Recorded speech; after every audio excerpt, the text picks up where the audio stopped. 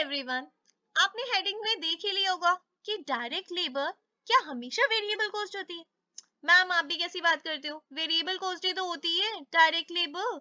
जैसे प्रोडक्शन बढ़ेगी वैसे ही तो लेबर की कॉस्ट भी बढ़ जाएगी, सिंपल इज दैट। उतने ही लोगों की जरूरत होगी, जैसे जैसे प्रोडक्शन बढ़ती जाएगी हमें लेबर भी ज्यादा चाहिए। तो गाइस ऐसा नहीं होता, ऐसा एक्चुअली में नहीं होता, ऐसा कुछ कंट्रीज ने साबित किया। तो देखिए, आपको पता ही है कि जैसे जापान जापान एक बहुत अच्छी कंट्री है, पर जापान की जो पॉलिसी है उसमें क्या है कि आप प्रोडक्शन आपकी अगर बढ़ जाती है, मतलब कि आपको अगर ज्यादा रिक्वायरमेंट है सामान बनाने की, तो आप और लोगों को हायर नहीं करते हो। और जब आपकी रिक्वायरमेंट कम हो जाती है तो आप उनको निकाल नहीं देते हो अपनी एग्जिस्टिंग वर्कफोर्स को। तो वो ये पॉलिसी को फॉलो करती है, और हम ये नहीं कह सकते फिर जापान में कि डायरेक्ट लेबर जो है वो वेरिएबल कॉस्ट है, फिर उस केस में तो डायरेक्ट लेबर फिक्स कॉस्ट बन गई, है ना।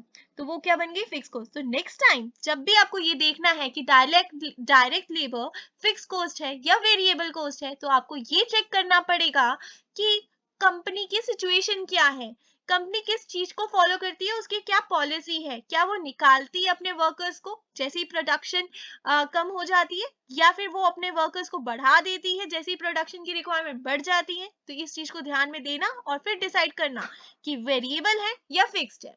Thank you so much.